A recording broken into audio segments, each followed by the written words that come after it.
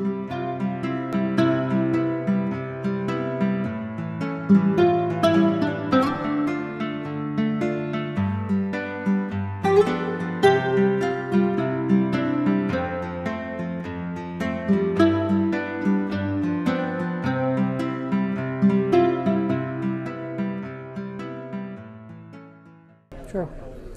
I'm Safa Rashtchy. I'm a private investor.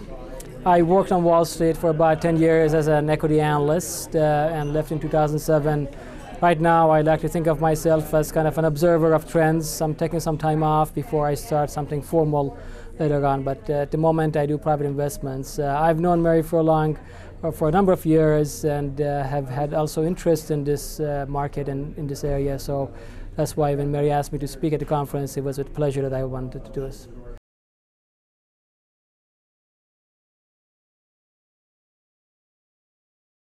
I invest in markets that include Boomer because I like to invest in consumer-centric products and services in areas and companies that make life simpler and easier. And it so happens that there is a bigger demand of that among the Boomer markets, but it's not specifically just for the Boomer market. Simplicity really comes down to efficiency and making things or services easier to use. It has many aspects. Quite often, it comes down to a point of, is it intuitive for a customer? If you're talking about an electronic product, is it intuitive for a customer as to what they should be doing? Or does it require effort? I think most of our products and services require effort from customers because manufacturers or companies pack too many features in them. And now they're realizing that it's most important for the customers to be able to easily use the product or a service or a website and look forward to that.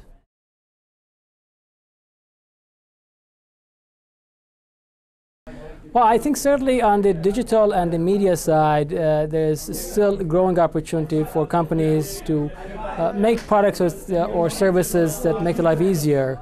But if you go beyond that, I especially am interested in emerging economies in India, China, even in some further areas like in areas of Middle East or Africa, that you see the economy has developed enough to create demand by various segments of population, especially boomers. And you're seeing some infrastructures and some companies that are trying to address that, leveraging the new technologies and the resources that are now pretty much global. So I think those are areas that I'm most interested in, global areas that really leverage internet and new technologies to make life easier for consumers.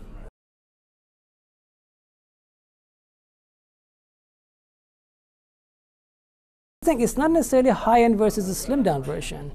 It is a product that actually gets used most, because if you have features that are hard to find, it doesn't really get used anyway, so it doesn't really matter. I mean, iPhone is a high-end product, but it's very simple to use, so the two don't necessarily counter each other.